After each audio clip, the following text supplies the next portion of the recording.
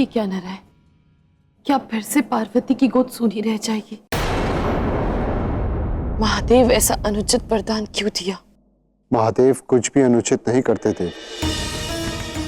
एक विशेष कारण है कि महादेव अपनी ही संतान को कैलाश से दूर करना चाहते हैं, क्योंकि इस बालक के प्रारब्ध से बहुत कुछ जुड़ा है। परंतु पार्वती स्तब्ध रह जाएगी। उनकी दशा का क्या न रहा है? पार्वती की मनोदशा को लेकर चिंतित तो मैं भी हूं, परंतु इससे भी बड़ी एक और चिंता है। इस घटना से एक भयंकर घटनाक्रम प्रारंभ होने वाला और उसका सामना स्वयं पार्वती को ही करना होगा।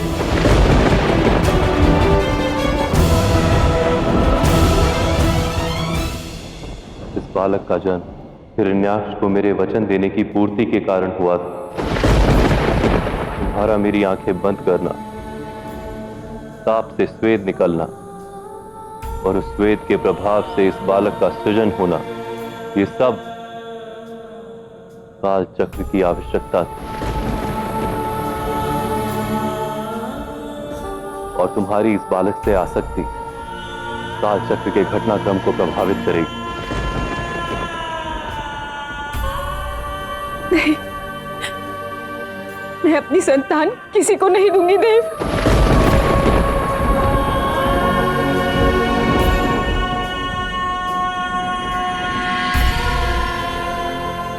मैं तुम्हारी व्यथा समझता हूं गौरी, किंतु क्या तुम चाहोगी कि मेरा वचन भंग हो? और क्या आप चाहते हैं कि एक माता फिर से अपनी संतान से विलग हो जाए?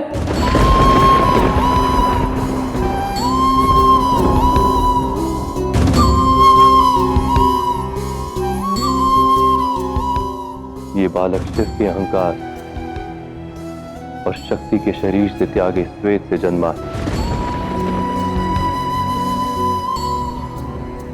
इसके कर्मों में कालापन और श्वेत की मलिनता छलकेगी, किंतु इसके पश्चात भी इसके पास स्वतंत्र अवसर होगा कुमार्ग या सत्मार्ग चुनने का।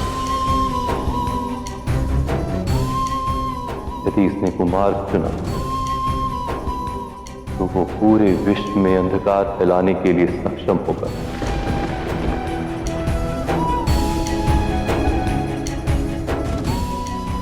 अंधकार हो या प्रकाश, जो भी है, ये हमारा पुत्र है देव।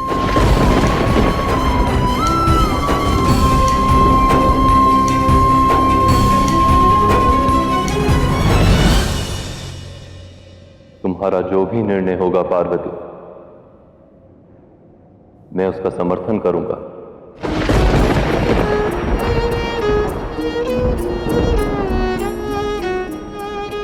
अद्भुत देव, शब्दों का व्यू रचने में तो आज आपने नारायण को भी हरा दिया। इसे मेरा कर्म कहो, चयन कहो, या मेरी अर्धांगिनी से मेरी याचना, अब निर्णय केवल तुम्हें लेना है पार्वती।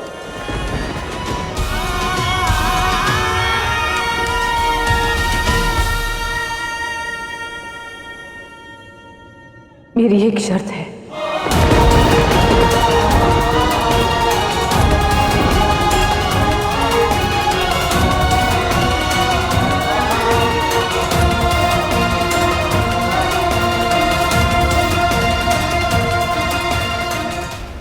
तुम भी जानते हो कुमार कार्तिकेय कि मैं सत्य बोल रहा हूं। अब या तो महादेव को यहां बुलाओ, अन्यथा मेरा मार्ग छोड़ो। मैं स्वयं उनसे जाकर मिल लूंगा। इसकी आवश्यकता नहीं पड़ेगी हिरण्याक्ष।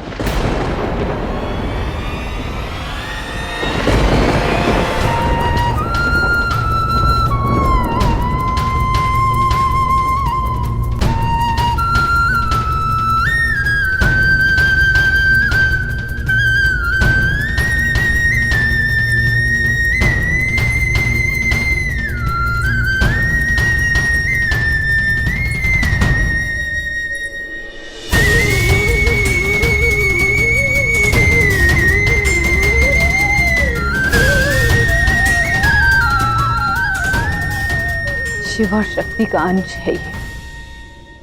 अंधकार इसका मित्र और श्रुति इसकी दृष्टि है। जो लोग देखकर नहीं समझ पाते, ये सुनकर समझेगा।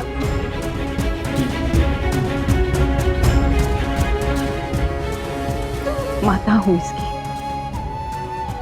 नाम रखना चाहती हूं इसका। इतना अधिकार तो है ना।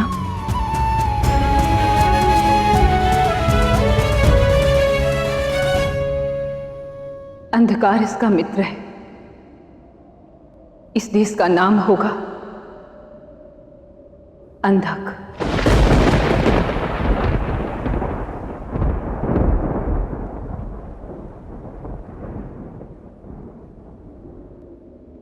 असत्य बोलना कभी सीखा नहीं, इसलिए आज भी झूठ नहीं कहूंगी। मैं इसे स्वयं से दूर करना नहीं चाहती, परंतु अपने पति के निर्णय का अपमान भी नहीं कर सकती।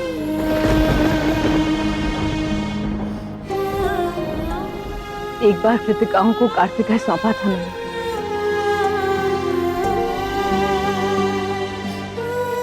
इस बार आपको अंधक सौंप रही हूं। कहते हैं कोई पीड़ा बार बार अनुभव की जाए तो उसका भान कम हो जाता है, परंतु एक मां के लिए अपनी संतान से विलग होने की पीड़ा कभी कम नहीं हो सकती।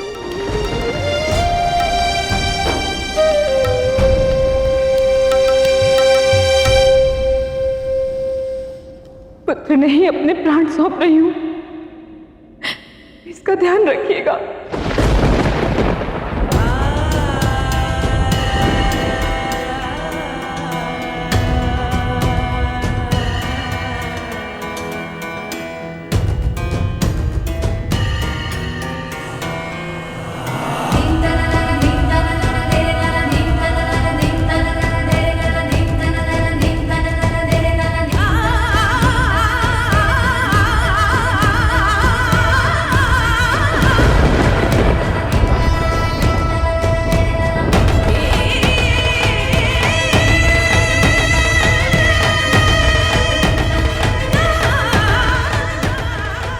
धन्य है मां पार्वती, अब धन्य है।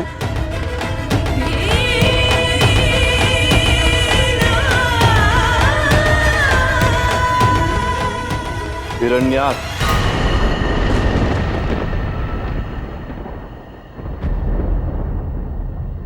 इससे पूर्व तुम यहां से प्रस्थान करो। ये जान लो, ये बालक विशेष अवश्य है, किंतु इसका अपना कर्म पथ होगा, और यदि कर्म पथ अशुभ हुआ तो उसका परिणाम शुभ नहीं होगा। जो व्यक्ति अपने बीते कल से नहीं सीखता, उसे आने वाला कल पुनः सिखाता है।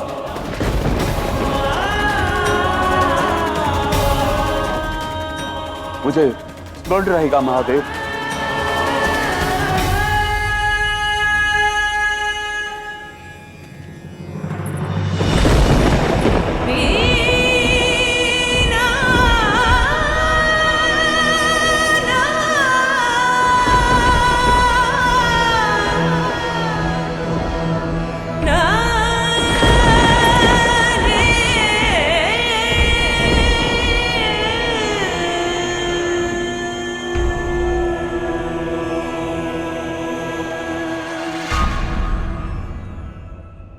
आपसे ही सीखा है देव।